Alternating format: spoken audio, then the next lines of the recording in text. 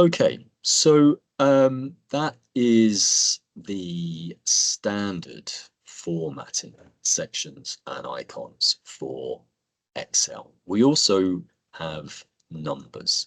Now, before we step into that, I'm going to switch workbooks and I'm going to go to another worksheet that has more data and it has numbers, text, dates, etc. So this is a good opportunity to see how we can apply formatting to busy worksheets and worksheets that have lots and lots of rows.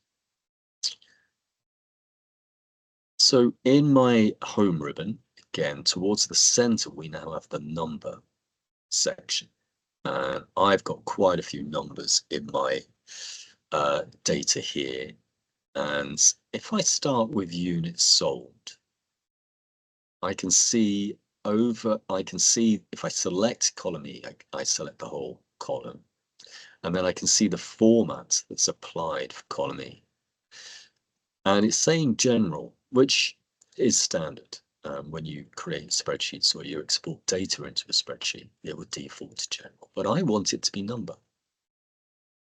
So that Excel understands that the data in this column is a number, and that will help with formulas, data ranges.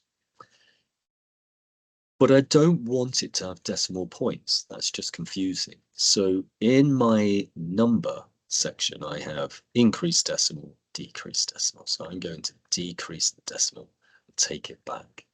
So my column is now formatted correctly to a number.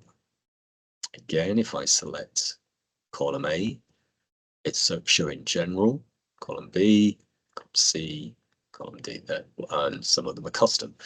Now, these are all text, so I'm going to select all of the columns. I'm going to go up to my number format field, and I'm going to scroll down to where it says text. Now, the reason I'm doing this is to prepare and lay out the data so that Excel can interpret that data. And that will help with reporting, formulas, analysis, you name it. So it's good practice. I can't see all of my data in column A, so I'm going to expand that. And you'll remember this from session 1. So I move my cursor to the right-hand side, to the right line of that column, and double click.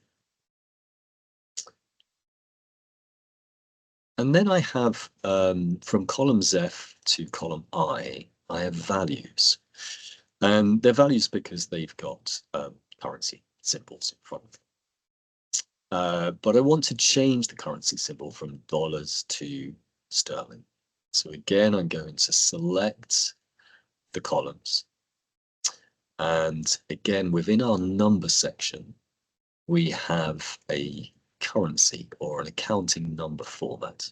So if I select the drop down, I then have sterling at the top. So I'm going to select sterling. And that has now applied the accounting format. Now, just to point that out, I'm just going to expand manually some of my columns. I've used the accounting format, or rather Excel has applied the accounting format by me changing it to sterling. And that has added the pound symbol, but I've got a gap between my pound symbol and the value, which is fine, and that's how some organizations prefer it. But if you want that gap to be closed, you also have the option to apply currency. And you can see there that now the sterling symbol is next to the value.